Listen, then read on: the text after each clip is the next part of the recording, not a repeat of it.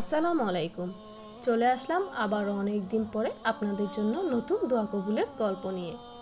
তো আজকে আমরা বলবো হজরত নূহ আলাইহিস সালামের গল্প, যিনি প্রায় 950 বছর ধরে তার কওমকে তৌহিদের পথে আহ্বান করেছিলেন। তার জীবনের দোয়া, কান্না এবং ধৈর্য ছিল আল্লাহর সন্তুষ্টি অর্জনের জন্যই। নূহ আলাইহিস সালামের কওম মূর্তি পূজায় ডুবেছিল।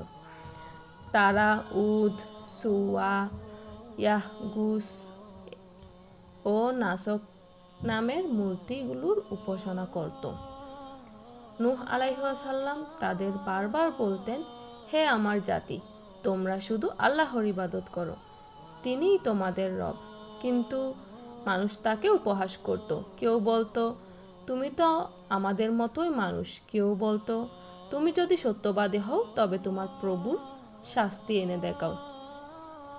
নূহ আলাইহিস সালাম দিন রাত প্রকাশ্য ও গোপনে, গড়ে ও পথে সব জায়গায় দাওয়াত দিতেন। কিন্তু 950 বছর ধরেও দাওয়াত দিয়েও বিশ্বাস করেছিলেন শুধু অল্প কিছু মানুষ। যখন কওমের মানুষ আল্লাহর বাণী অস্বীকার করে, নবীর সাথে ব্যঙ্গ বিদ্রূপ করতে লাগলো, তখন নূহ আলাইহিস সালাম অত্যন্ত ব্যথিত হলেন।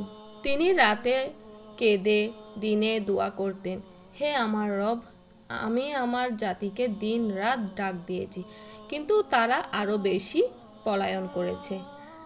আমি তাদের আহ্বান করেছি যেন তুমি তাদের ক্ষমা করো, কিন্তু তারা আঙ্গুল দিয়ে কান বন্ধ করে দিয়েছে আর মুখ ডেকে নিয়েছে। সূরা নূহ আয়াত নাম্বার 5 এবং 7। তবু নূহ আলাইহিস সালাম হাল ছাড়েননি। তিনি জানতেন আল্লাহ তার দোয়া শুনছেন। অবশেষে যখন কেউ ঈমান আনলো না, তখন নূহ আলাইহিস সালাম আল্লাহর কাছে প্রার্থনা করলেন, হে আমার রব, তুমি এই পৃথিবীতে অবিশ্বাসীদের কাউকেই বেঁচে রাখোনি। সূরা নূহ আয়াত নাম্বার 26। তখন আল্লাহ তাআলা তার